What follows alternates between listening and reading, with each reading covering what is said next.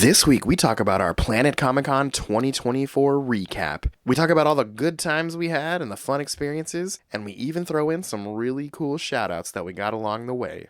Welcome to the Infinite Taylorverse.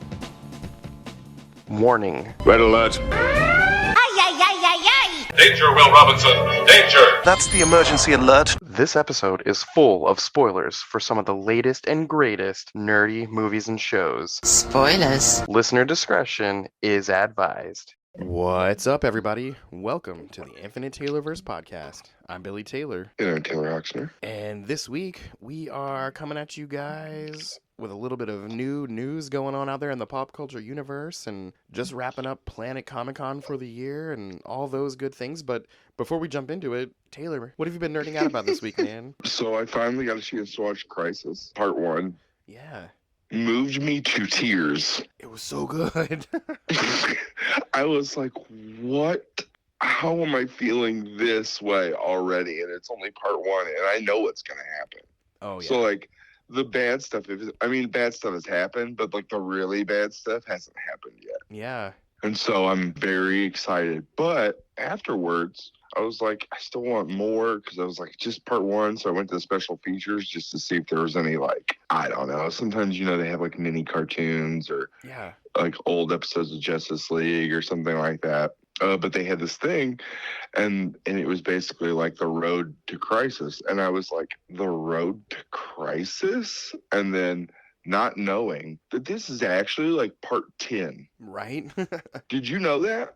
Well, I didn't know it until a little bit more recently, but I had been watching all of those animated movies leading up to it, and they kept picking up right where the last one left off. And I think the one right before the crisis was the Battle one, World. Battle for War World, yeah. Yeah. And I didn't actually watch that one until after I watched Crisis. That's the only one I hadn't seen, and I remembered that, like, Okay. I hadn't watched it. And the very, very, very end of it leads right into that Crisis movie. Yeah, so I didn't know this, so I watched it and I was like, well, gotta watch all these because I am like behind quite a bit because after they ended the first DC Universe thing, Yeah. and then for a while there, it felt like they were just putting out just random like single stories. So like I was just like, I'll get to them when I get to them. Right. And now, so I found that out. I watched that. I loved it so much that I found out about, what do you call it? Superman Man of Tomorrow. And so I ordered that. So that's on its way right now. And so I'm basically going to watch them all through, like, I don't know, like a binge marathon week or something? Yeah, but also, like, since I've already watched Crisis Part 1, it's like a flashback. Gotcha. So a lead up to part 2. Like how, have you ever heard of the Star Wars cut up way? Yes. I haven't sat down and done it, but I know what you're talking about. Yeah, where you watch 4 and 5, then you watch 2 and 3 as like a flashback, then you watch 6, and then you watch the new ones. Gotcha. So that's kind of how we're doing it now. The only thing I didn't like, I will say this, the only thing they didn't give it to me a 10 out of 10, in all honesty, even though they changed a lot of things, which is fine, it really worked well the way that story they had it set up. Every once in a while, the art gives me an Archer kind of feel to it. Yeah, I see that. When they do like the heavy black outline stuff, especially on Superman, unfortunately, because he has the same haircut as Archer. Yeah. Basically. So that was distracting for me enough where I would take a point off of it just to give it a 9.0. But yeah, honest to God, I cannot wait until the second and third one and to watch all the lead up movies now. But I can't wait because Will Friedle is coming back as Batman Beyond. Yes. And Kevin Conroy's last performance as Batman. Yeah, and then along with that, Mark Hamill's last performance as Joker. I mean, he's still with us, but he said he's never doing it again without his Batman. Yeah. To me, it's just like, that's crazy. Yeah. Like, this is like so epic. And if I liked the first one that much, I can't imagine I honestly can't imagine me not just falling in love with this and then wanting to show other people it. It's going to be one of those things, like if they all fit together nicely, this will be one of those things like the MCU where I'm like, we need to sit down and watch this because it's that good. Yeah. I wonder if when it's all finished, if they'll make some super cut version with all three of them just in one video. Oh, wow. That'd be really cool. I bet they'd have like, I know they're going to put out like a box set with all three of them because they Yeah. always do that kind of stuff. But yeah, if they made one that's like a super cut of everything, Yep. 4.5 hours long, whatever it winds up being. yeah. Yeah, that would be awesome. And I'm wondering, is this going to be yet again another reboot? And which one makes sense, I guess, now that DC's under new management and everything. But who knows? It is because all the new DC cartoons and stuff will be attached to the DCEU Yeah. after this. Yeah, that makes sense. But yeah, I'm right there with you. I cannot wait for parts 2 and 3, and I'm bummed out that even as long as we're going to wait for part 2, we're going to have to wait again for part 3. Yeah, it's kind of nuts, especially because I'm pretty sure they're done. Yeah. So it's like a, to me, it's more of like a, come on. But now I can wait at least for part 2 so I can get all these other movies watched. Yeah, that's a good point. I might even have to go back and rewatch them, even though I've seen them. Yeah, to watch them in like one concise like flow, Yep. I think would be like crazy. Yeah. But yeah, that's a good nerding out because it's so good. Like I said, moved to tears. Like I was like, oh my gosh. Like I'm feeling things watching a cartoon. And it which doesn't happen a ton, but when it does happen, it's incredible. Right? That's me every time I see the series finale of Avatar: The Last Airbender, no matter how many times I've seen it. So I restarted watching that as well. Yeah. I'm still on the first season, but I am actually getting through it this time. Yeah, and it's kind of like Star Wars: The Clone Wars was to me. It took me a little while to get into it, but once I was in, I was in.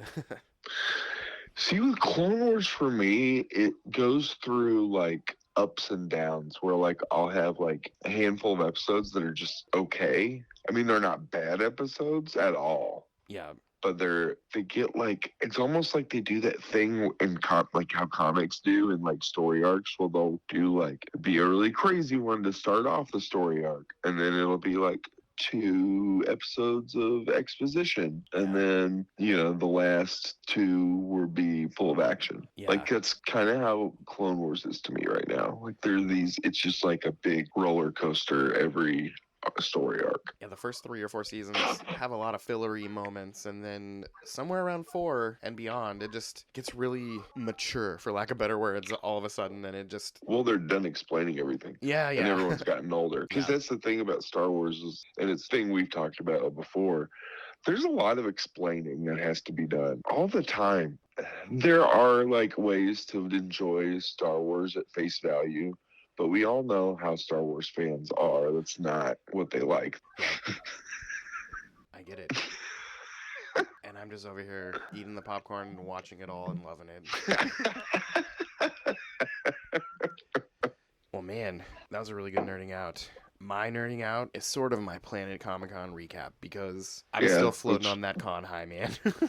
Yeah, and this will be the rest of the episode, basically. So Yeah, go ahead. This weekend I had a chance to go to Planet Comicon 2024, set up over at the Fair Comics booth, and I had our banner flying with our little QR code and had some passersby stop, and actually a couple different experiences. A couple people, this is a typical experience, asking us like, oh, what are you guys about? And I told them about the podcast, and they would scan the QR code and leave. And I had a few people go, oh, the Taylorverse, man, I love listening to you. And that was just really awesome. That's wild. I know. A couple of them, it was people I've never seen in my life, too. And I was like, thanks for listening. Thanks for your support. I'm glad you enjoy what we do and, stuff like that. And it's just kind of crazy. But I guess, I don't know if you saw the numbers. By the end of the weekend, over 100,000 people came through this year. So, Oh, wow. yeah, I guess the statistics mean at least one person in the room has heard of us.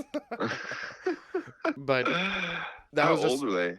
Now I have so many questions. I guess the first one that stopped me appeared to be around our age. Oh, okay. And then I had a couple of teen-aged people, which makes sense. I have a lot of teenage students and maybe friend of friends, I don't know. But yeah, it was kind of surreal and kind of cool. And then obviously getting to see friends, every year. Oh yeah. The guys from the Worst Comic Podcast Ever, we live in the area, so we get to see those guys frequently, but it was always really cool to see Cullen when he flies out from Portland, and obviously William from Elite Comics. I saw Judd from Fountain City, and Nate and Derek from Kansas City Retro, and Robert and Jessica Supergirl. And I saw a lot of coworkers and students, and big thanks again for the guys at Fair Comics letting us set up with them and let our nerd flag fly and get some QR code scan and everything, and that was obviously cool. There was a lot of good cosplay. The cosplay game was crazy this year. I mean, it's always good, but even just the people walking around, it's like every year people get better and better at this craft, and it's just cool to see how talented just the people that come to these things are. I'm trying to think of my favorite. I tried to take a picture with every Ahsoka that I saw, because obviously I love Ahsoka. My favorite one that the dude was, or gal, I don't know who was inside the suit, it was a giant Deadpool Pikachu costume. And it wasn't one of those blow up things, it was more mascot style, and I know they had to be hot in that thing. I had a really cool chance to meet a lot of the cool celebrities and creators, and man, we got some really cool shout outs. So between a shout out to my own children or the podcast or my students, I think I left with 4 shout outs, and I'll throw those in here in the mix as I run down the list. The first person I made a beeline to go meet was Jason Marsden, the voice of Max Goof and Kid Flash and Binks from Hocus Pocus. He was so nice, and it's kind of funny when a lot of these people learn you're a teacher. It's like, oh, just the mad respect they throw your way is really cool and a nice change of pace from a lot of people. But here, let me throw in that shout out from Jason Marsden here. What's happening, Taylorverse? What's going on with Mr. Taylor here? And he says you've all flunked. I'm kidding. My name's Jason Marsden. I did the voice of this guy, Max Goof. And I gotta tell you, you know who you guys have in common with Max Goof? Everyone in your life is goofy, like Mr. Taylor. Super goofy. Super goofy. You guys are super lucky to have him. Pay attention in class, do your homework, don't do drugs, and be fantastic human beings to one another. Much love. Yeah, that was awesome.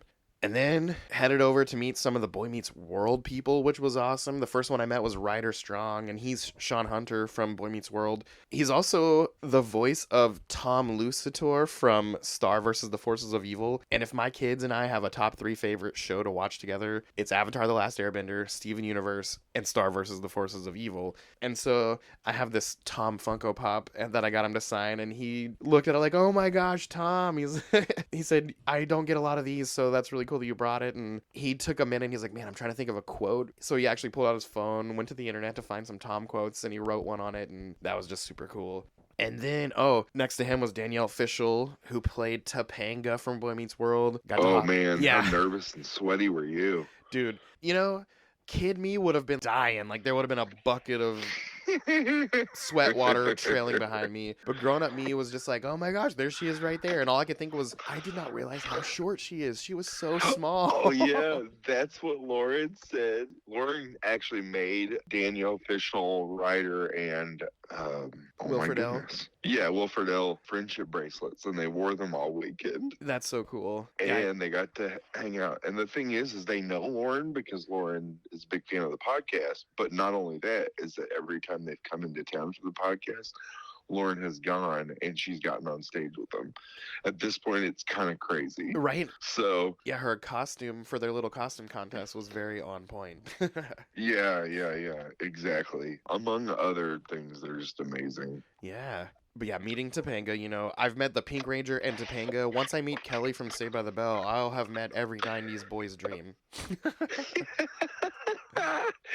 Yeah, but you know what you never did? What's that? Did you ever meet Carrie Fisher? You know what? I never had that opportunity. Yeah. But I did meet her dog, Gary Fisher. I got a photo with him and everything. Did you really? Yes. Oh, that's so cool. Yeah, because there was a con shortly after she passed away, and a group of Star Wars people came. I know Peter Mayhew and a few others, and her daughter, Billie Lourd, who is now famous. She's been in a few Star Wars things now. At that point, I don't think she had yet, but she was there with the dog, Gary, and I was helping out at this particular con, and I was back in the green room, and I said, do you care if I take a picture with him? And she was like, yeah, go for it. And it was so cool. That's like, A lot of people don't know, and maybe a lot of the podcast people already know this, but that dog is just as synonymous with her as it is with Princess Leia. Yeah. Honestly, life mate, and was around her all the time. Yep. And you know what I mean? Yeah. Yeah. It's like an extension of her. And that's It's exactly how I crazy. felt, you know, getting to pet him and put my little head next to his Uh-huh. little head and take a photo. And yeah, it was really cool. Yeah, that's really very, very cool. Very, very cool. Yeah. Let's see. After meeting Topanga, I left and went over to Wilfred L's table. Now, he's been to Comic-Con in Kansas City before. He was awesome. I got to meet him. I just took a photo with him because way back when, that's all I kind of collected was photos with these guys. But lately, I'm collecting pops signed by these guys. So I brought my Batman Beyond Funko Pop and got in his line. And he signed that thing. And I was wearing a t-shirt that said Shui on it. And if you guys recall, in Batman Beyond, they didn't say cool or awesome. That was their, you know, futuristic word. Oh, that's so Shui. And it was in the Yeah. Batman Beyond font. So when he saw my shirt, he goes, "Oh my gosh, does your shirt say Shui?" And he like lost it. Did you start cracking up? we were cracking up, and he was like, "Where did you get that?" I was like, "Yeah, I got it on a website called TeePublic." And he's like, "Do you just walk in a room and people know what that even means?" I'm like, I'm gonna be honest, I just bought this about a week and a half ago for today. And he's just laughing. And so on the Funko Pop, he wrote "Stay Shui" or something like that, and then signed it. Oh, that's amazing.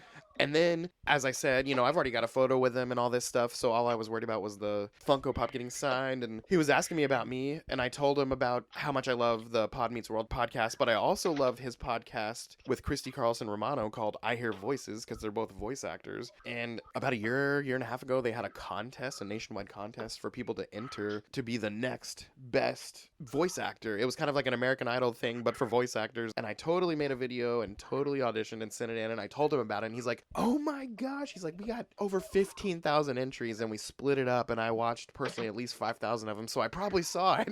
And I was telling him about being a teacher, doing a pop culture club, and all that to say, he was like, "Oh, that's so cool." And he did a shout out for my students. So here, I'll throw that in right here. Hey everybody, it's Wilfred L here, and you can tell I'm old because I don't even know where to look on the phone. There we go. To all the Taylorverse people, I am pop culture. So go to your Google machines, and then you'll be like, who is this guy? But we know this guy. So listen to Mr. Taylor. Very important. I am Batman.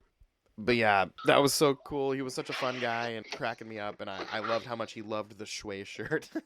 Yeah, I've always wanted to meet him just to tell him how much his character on Boy Meets World meant to me. Right? Eric went from the cool kid to the goofy kid to like the heart of the show. Yeah, for me, it was just being the older brother and like kind of not knowing my place in the world, and Yeah. it was just his character really like I don't know. There's just a lot that I lined up with, especially like later in life. But yeah. Yep. Let's see, the next on the list that I hit up was Adam Savage from Mythbusters. I had to go tell him that, obviously, as a science teacher, I love Mythbusters, and I use the videos as a lot of examples for some stuff that I have to teach the kids, and he thought that was cool. He was a nice dude. Oh, and then I met John Bernthal, who is Frank Castle, the Punisher, or Shane from The Walking Dead. I heard Lauren's like, that man is not acting when he is the Punisher. That is who he is, except he is nice. Right. She goes, that man is just as much of a BA as he is. She goes, I would just hear him talk because she was next to him in a booth or whatever. Yeah. And just the whole time, his mannerisms and everything, she goes, I feel like that man could snap me with just 2 fingers. She goes, he's everything that he is not pretending to be. Yeah. It's funny because he was very, what's the word I'm looking for? He was not, rude is not the word at all. He was very kind, but he just was very He's a straightforward stoic. guy. Yeah. He's straightforward talker. Oh, yeah. Straightforward, has a very stoic, stern look about him. And it's funny because all that said, and I've got an even better story that I'll tell in a little bit, but I was able to let him know, and I got a little choked up, that I love you, man, for the Punisher. You were so awesome as Frank Castle. But my dad, who I just lost a few months back, was obsessed with The Walking Dead, and that show meant the world to him. So thanks for being a part of that. And he literally, like, he had music blasting, he turned it down, and he looked at me and reached out and said, "Man, thank you so much for telling me that. That means a lot to me. So thank you for that." And his whole face changed. And yeah, sorry, it's making me choked up now. But anyway. No, go ahead. Go ahead. Take your time. But yeah, he went from that stoic BA dude to very heartfelt for a few seconds, and that kind of meant a lot to me. Yeah, it's amazing. That's what Lauren said. She goes, you can just tell that man's like full of heart, and that's awesome. I think. I don't know.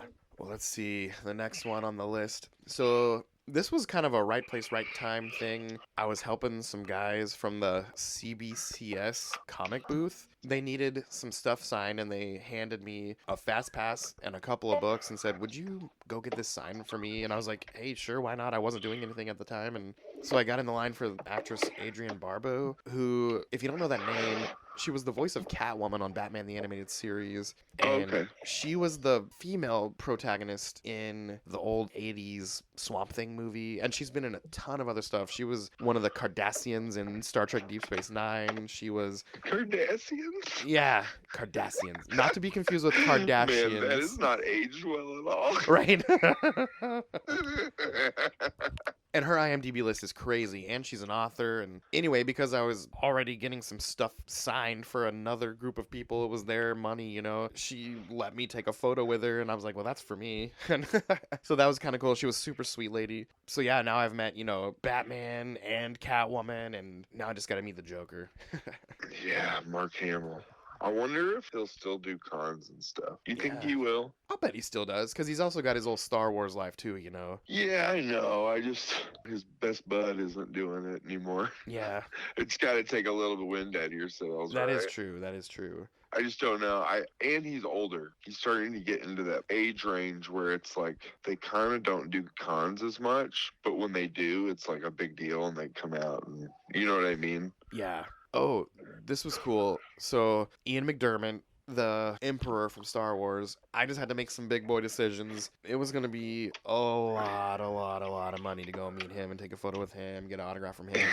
So yeah, I was like, yeah, that's just not going to happen. But the same dude that asked for some autographs and gave me one of those Fast Pass coins, he gave me another one to go get some Star Wars comics signed. And I had the coin, and I gave it to the lady, and I got to go meet the Emperor. I didn't get a photo with him or a personal autograph, but it was just really cool to get to tell him, oh man, I love Star Wars so much, so thanks for being a part of something that means a lot to me. And he was very nice, and you can tell he's getting kind of older too, and it was kind of weird to see him that way, but I was happy to get that, 10 seconds as they prodded us cattle through, Yeah, absolutely.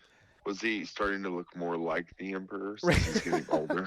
a little less, burnt and zapped, but he's kind of getting older looking.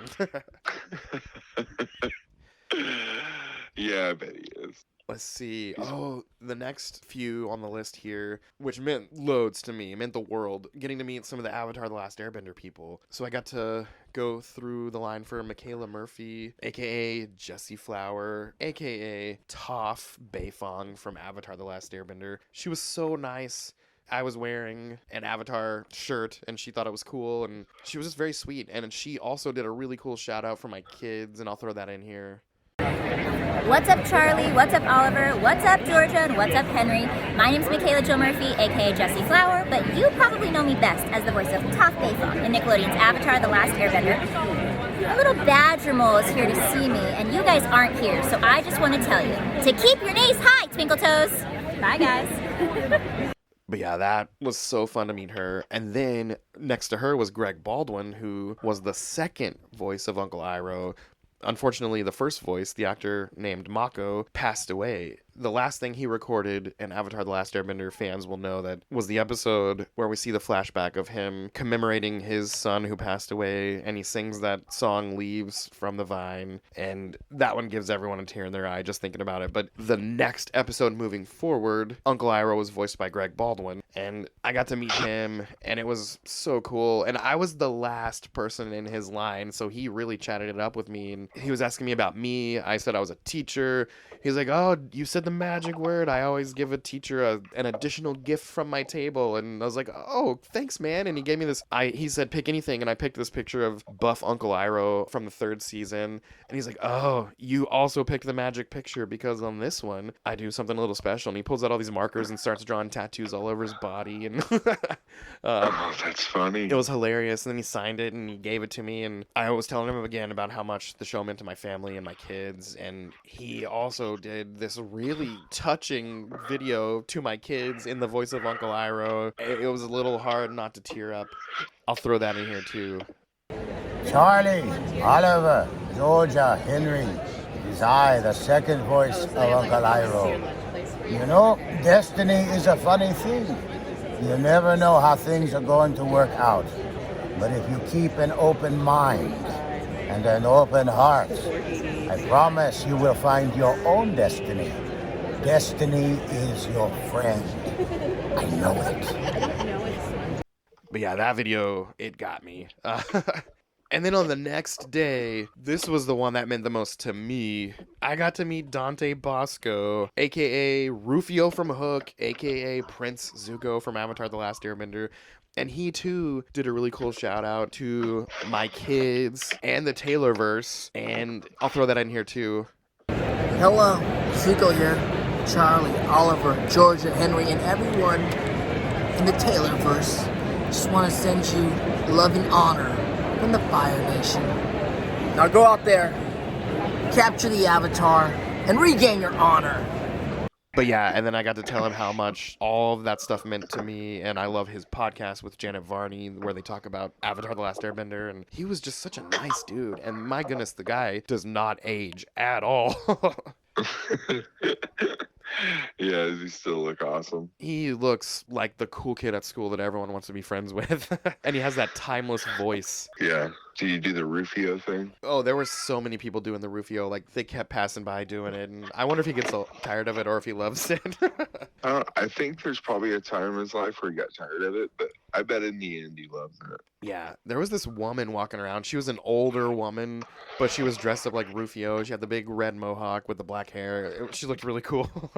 Oh, that's awesome. Let's see, there's a couple left on my list. I got to meet John Rice Davies. I had to go meet him, especially with my kids and my wife and I just finishing up a whole extended Lord of the Rings marathon and getting to meet Samwise last month. So I got to meet Gimli, and he was so nice. It was like hanging out with your grandpa, and he was funny. He told the girl taking photos, he's like, give this lovely young lady your phone, and she'll just take a ton of photos. And so while he's signing my Funko Pop, and he looks at me and he makes a funny face, then he looks back at the Funko Pop, then he looks at me like an angry face, and then he looks back at the Funko Pop, and then he looks at me and throws his head back like he's like, and we're having a laugh. And then he looks at me and looks back at the Funko Pop, and then he's like, and now I'm going to tickle you. And he puts his hand on my tummy and starts tickling, and I'm just like dying laughing at this funny old dude. And then he puts his arm around me and we both smiled for like a real photo, and it was 30 seconds, but the guy was awesome. That is amazing. Oh, and then I got to go see Brian Posehn, who I've met before at Elite Comics a few months ago, and he was sitting with the comedy club table, and everything he was doing was free. Photo with him free, signatures free. It was cool to see him again, and this time around, the last time I had him sign some Deadpool books. This time I had him sign it's heavy metal Deadpool, so Deadpool's dressed with the long hair and the guitar and the heavy metal outfit. Oh, nice. And Brian Posehn, who was part of that creative team that worked on a lot of Deadpool books, is also in a heavy metal band, so I thought it was perfect. It's amazing. And then the rest of the people that I kind of went through and met were creators like Bernard Chang. I had him sign my Monkey Prince #1. Oh, I had Simon Bisley sign my #1 issue of Lobo's Back that Keith Giffen signed a couple years ago. May he rest in peace. But now it's signed by the artist and the author, and that's kind of cool. That is very cool. And then I went through and met Chris Claremont again because I needed him to sign my Wolverine Funko Pop. How was that? Let's just say, What did y'all talk about? let's just say I was fourth in line, and I was in that line for over an hour. What did y'all talk about? He told a cool story about the celestial beings that lived 6 different eternities, and he was just telling the whole story about them and some of the characters, and everyone was, paying full attention and listening to this really cool story. Oh yeah, all the stories are fascinating. Yeah. Like, it's not that they're not interesting; it's that they're so long-winded. It's crazy. And then after him, Oh, this was like my touching moment of the whole weekend. I went there and met Mark Wade, which was really cool. I brought this copy of Kingdom Come that my dad gave me when I was like 11. It was the first graphic novel I ever owned. I had a ton of comics, but it was the first, hardback, really cool looking graphic novel. And I told him, this book means a lot to me. It was, something my dad, the first book he ever gave me, the first graphic novel, and we just lost him this year. And I don't know why I got I know why, but I got really choked up telling him this story, and he kind of got choked up. And then he said, "Can I sign this to you and your dad?" Yeah, that's so cool. And yeah, just, man, it was like, I made this comment online. I was like, man, getting all teared up at Comic-Con was not on my bingo card, but here we are. Yeah. But the guy was so nice. Oh, and then I had him sign my I'm Not Daredevil Funko Pop, and he looked at me and said, "I've never seen this. Where did you get this?" And he thought it was awesome, and I said, I think it's a Hot Topic exclusive, and he's like, he told me I was the first one he's ever signed, and I thought that was really cool, too. That's really cool. Maybe no one's thought of it. Well, the funny thing is, I think I had a chance to go talk to him another day, and I think about 3 more people brought one after me. Oh, okay. But All right. he was like, "Yep, you were the first one." He's like, "I never even seen this one before." So I thought that was really cool. That is really cool. There's To probably be like, haha, Right. You should have had him do. You should have had him do first on it, Oh, I should have. like an internet comment. Yep, I totally should have done that first. Speaking of Funko Pops, I got a lot of those signed. I got the Wolverine from Chris Claremont, the Matt Murdock, I'm Not Daredevil, Mark Wade. I had Jason Marsden sign my Max from, Goofy Movie and all that. That's so cool. Ryder Strong did the Tom from Star vs. the Forces of Evil. Will Friedle did Batman Beyond. John Bernthal did Punisher. Michaela Murphy did Toph. Greg Baldwin did Uncle Iroh. Dante Bosco did Prince Zuko. John Rice Davis did Gimli. And Brian Posehn did Heavy Metal Deadpool. And then I got a crazy Planet Comicon exclusive Donald Duck signed by the amazingly talented artist who has nothing to do with Donald Duck, Megan Levins. And that's a whole story that I'm not even going to get into on this podcast, but if you ever see me in person and want to know the Donald Duck story, I'll tell you. Yeah, that's amazing, dude.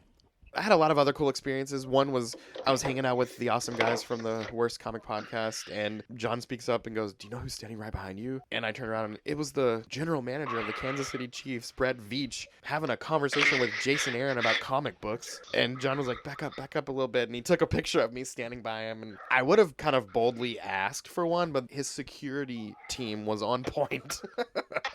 Oh, really? There were like 3 or 4 uniformed dudes with walkies on their shoulder walking around with the guy. Aye, aye, aye. Yeah, but it was just cool. Like, whoa, there he is right there. That's kind of cool. That's very cool, man. And then my last thing that kind of stands out in my mind was a friend of a friend had a copy of Amazing Fantasy 15, which you listeners, if you're anything like us, you know that is the first appearance of Spider-Man. And this is a 6-figure book right here. And I said, "Can I hold it?" And he was like, "Yeah." He didn't even say, like, "Yeah, just be careful." He was like, "Yeah." And he let me hold it, and my friend took a photo of me holding it, and I'm like, oh my gosh, this is the closest I'm ever going to be to this book. Do you ever, like, where you're holding it, when you had to give it back, where you kind of, like, there was a part of you that just wanted to run? Right? Go! Yeah. No, literally a part of me... There would be I think that there would be a millisecond in my brain where I could be like, I bet I could outrun that guy. Yeah. Just being honest, it would be a millisecond. I'm human, but yes, there definitely would be a millisecond there where I'd be like, I bet I could outrun that guy. Yeah. I think what was going through my mind, even though it was very well protected and sealed up, and my brain was like, don't drop it, don't drop it, don't drop it, don't drop it. Yeah, that's the other thing, right? Like, you're like, I can't afford this. I can't afford this. Yeah. But it was just really cool. I think the bucket list comic would be an Action Comics #1, but Amazing Fantasy 15, that was #2 right for me. Oh, man, I don't even know if I have, like, right now I have a Grail comic that's not even that expensive. Yeah. Comparatively would be New Mutants' first appearance of Deadpool. Yeah. Because I have every other issue in that run. Literally. Nice. I just need that one comic, and it's like $500, which means it's actually on the lower end Right. of expensive comics, but at the same time, it's like, man, that's a lot of money. Yeah. But like I said, then I have the whole entire New Mutants run, so like that's huge too. So Yeah, cap it off and have the whole thing. Even if it wasn't like the Grail book, that alone is cool. yeah, they have like a full run of like a book that was pretty much instrumental to what the X-Men in comics look like today. Yep. Half of the characters that are in New Mutants, or more than half, are X-Men now. Yep. So it's like, or main players in the mutant universe. So it's like, yeah, there's a lot of key issues in that run.